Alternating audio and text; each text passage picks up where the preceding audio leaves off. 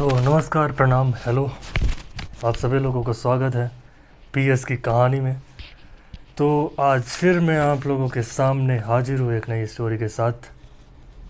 यार, आज की कहानी शुरू करने से पहले मैं थोड़ी सी बात करना चाहता हूँ।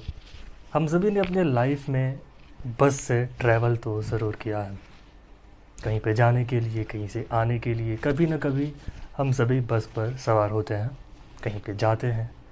बस की यात्रा हम सभी ने करी है। स्पेशली मैं अगर मेरी बात करता हूँ तो मुझे रात का सफ़र काफ़ी पसंद होता है।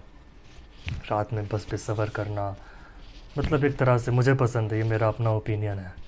अब मैं बस की बातें आखिर क्यों कर रहा हूँ, ये इसलिए कर रहा हूँ क्योंकि आज की जो हमारी कहानी है ये बस की है, ये रोड की है, ये डेस्टिनेशन की है। इस पे रहस्य है, इस पे मौत है। ये बस कभी भी अपने डेस्टिनेशन पर नहीं पहुँच पाती है। तो स्टोरी है चाइना की, चाइना के बीजिंग की। इस स्टोरी को शायद आपने सुनी हो, शायद नहीं सुनी है तो मुझसे सुनिए। इसको कई नाम दिए गए हैं इस पूरे स्टोरी को। एक इसका नाम है द मिडनाइट बस, चाइना में इसको इस नाम से बुलाते हैं। इसका दूसरा नाम है रूट नंबर 375। इसका एक और नाम है बस टू फ्रेग्रेंट हिल्स। तो इन नामों से ये स्टोरी जानी जाती है। खैर, स्टार्ट करता हूँ मैं स्टोरी को। तो बीजिंग में एक बस है जो कि 375 रूट है, उसका नाम है रूट नंबर 375। मतलब वो जगह है या फिर उस रास्ते का नाम है, जो भी है समझ लीजिए आप। ये बस शाम के टाइम पे, मतलब रात के टाइम पे अपने स्टॉप से छूटती है। इसे अपने डेस्टिनेशन, जो कि आई डोंट नो, थोड़ा अजीब सा नाम है, चाइनीज़ है, वो मैं नहीं बोल पाऊँगा, फ्रेग्रेंट हिल्स पे कहीं पे जाना था। और इस बस को वहाँ पहुँचने में 7 और 8 स्टॉप्स लेने थे। ये बस निकलती है। एक स्टॉप पे 4 पैसेंजर्स बस पे चढ़ते हैं। एक कपल होता है, एक बूढ़ी औरत होती है और एक लड़का होता है जो कि जवान है। ये चारों लोग बस में एंटर करते हैं, बैठते हैं, बस फिर चल देती है। ड्राइवर चला रहा होता है, एक लेडी कंडक्टर होती है, सिर्फ इतना ही पैसेंजर्स, और बस चल रही है। 14 ऑफ नवंबर 1995 की ये कहानी। नवंबर का सर्द महीना, सर्द रात। रात के समय सिर्फ 4 लोग, बस जा रही है। सिर्फ और सिर्फ बस की इंजन ही सुनाई दे रही थी। रात के समय एकदम सन्नाटा पसरा हुआ था। और ये जो डेस्टिनेशन थी ये शहर से बाहर की ओर थी, मतलब ये सिटी पे नहीं थी, थोड़ी आउटर थी, तो इस वजह से और भी शांति थी। एक अगले स्टॉप पे बस पहुंचती है। ड्राइवर ने देखा कि 2 पैसेंजर्स खड़े हुए हैं, उसने गाड़ी रोकी। वो दोनों लोग बस के पीछे वाले दरवाजे से बस में एंटर करते हैं। वो लोग जैसे ही बस में एंटर करते हैं सभी लोग हैरान हो जाते हैं, क्योंकि पहले तो वो 2 लोग थे, लेकिन बस में एंटर करते ही वो 3 हो जाते हैं। और बीच में उन्होंने एक बंदे को पकड़ा हुआ होता है, जैसे उसे सहारा दे रहे हो। तो ये देख कर लोग थोड़े से सोचते हैं कि ये कैसे हुआ। ऊपर से ये तीनों जो मुसाफिर चढ़ते हैं, इनका फेस नहीं दिख रहा है। इन्होंने बहुत ही अजीब से कपड़े पहने हुए हैं, बहुत ही old style traditional clothes Chinese के, मतलब बहुत ही सदियों पुराने कपड़े। कपड़े बहुत अजीब हैं, चेहरा दिख नहीं रहा है। पहले 2 लोग थे, फिर 3 हो जाते हैं बस में चढ़ते ही। ये सारी चीज़ें जब होती है तो पैसेंजर्स भी, इवन कंडक्टर भी, वो सब थोड़ा सोचते हैं कि यार ये कैसे है। खैर, बस फिर चल देती है। वो तीनों लोग पीछे वाली सीट पे बैठ जाते हैं। बस जा रही है, सन्नाटा पसरा हुआ है, रात का अंधेला है, बस में कुछ ही पैसेंजर्स।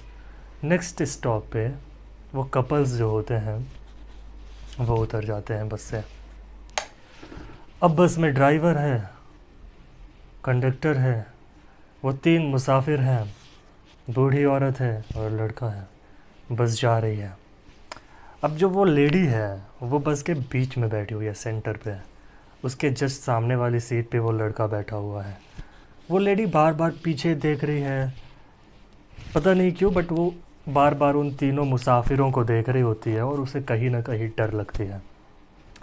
वो बार बार पीछे देख रही है, फिर आगे आ रही है, पीछे देख रही है, फिर बैठी हुई है। मतलब लेडी जो है वो कुछ सही फील नहीं कर रही है, और काफ़ी बुजुर्ग औरत है।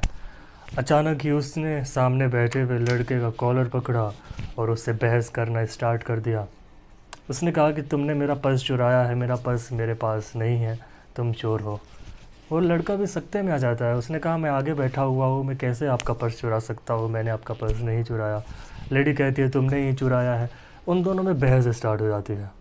ये देखकर कंडक्टर आती है, पूछती है क्या हुआ। लेडी कहती है मेरा पर्स गायब है, इसने चुराया हुआ है। लड़का कहता है मैंने पर्स नहीं चुराया है। काफ़ी ज़्यादा बहस हो रही है। वो औरत है, वो उस लड़के को छोड़ ही नहीं रही है। कहती है नेक्स्ट स्टॉप पे गाड़ी रोको, मुझे कंप्लेन करनी है। ड्राइवर भी परेशान हो जाता है। अगले स्टॉप पे गाड़ी उसने रोक दी। वो जो औरत है वो ज़बरदस्ती उस लड़के का हाथ पकड़कर उसे नीचे उतारती है। यहाँ से बस चल देती है अपने गंतव्य स्थान की ओर।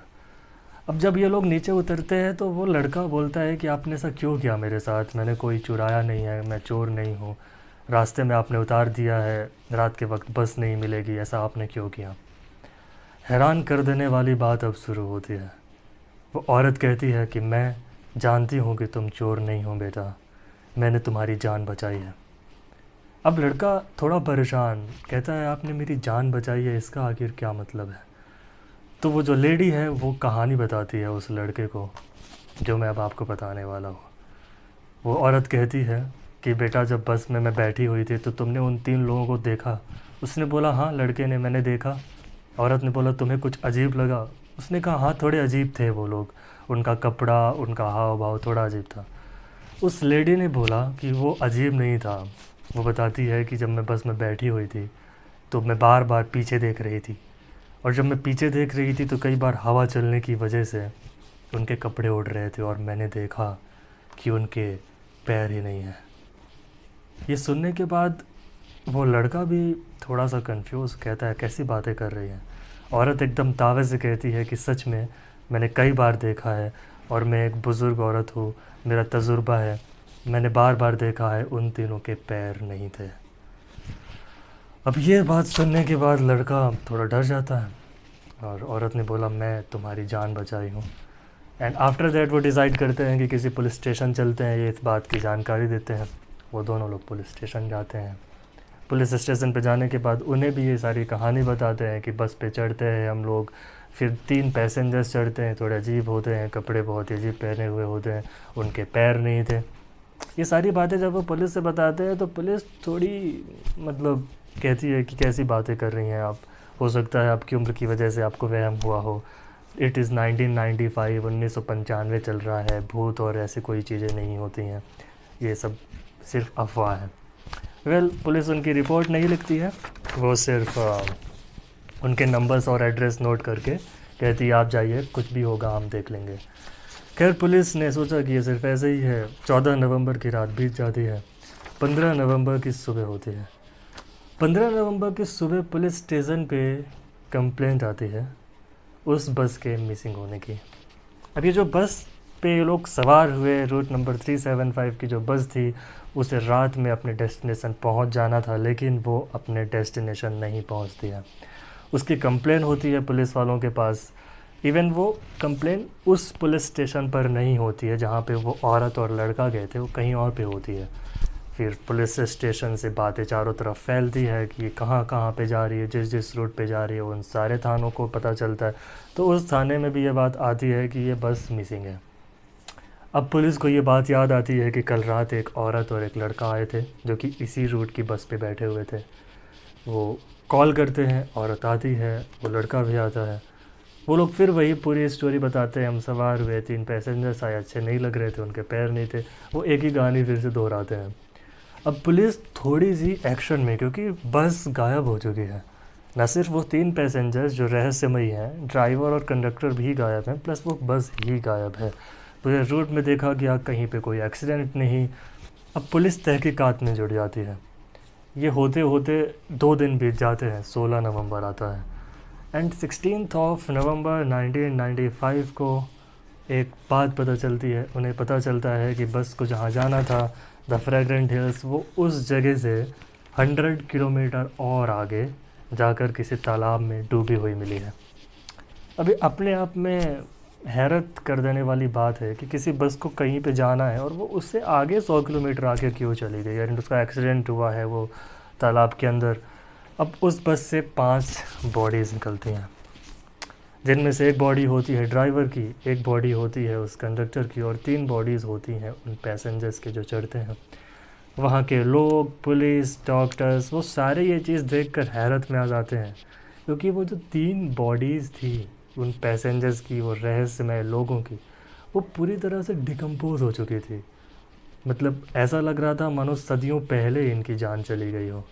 And at the same time वो कंडक्टर और ड्राइवर की बॉडी नॉर्मल। अब ये कैसे हो सकता है? सर्द की रात, पानी में गिरी हुई बॉडीज़, कंडक्टर और ड्राइवर की बॉडी नॉर्मल है 2 दिन में जैसा होना चाहिए बॉडी को, वो 3 बॉडीज़ पूरी तरह से डिकम्पोज कैसे हो सकती हैं? एक सवाल तो ये है।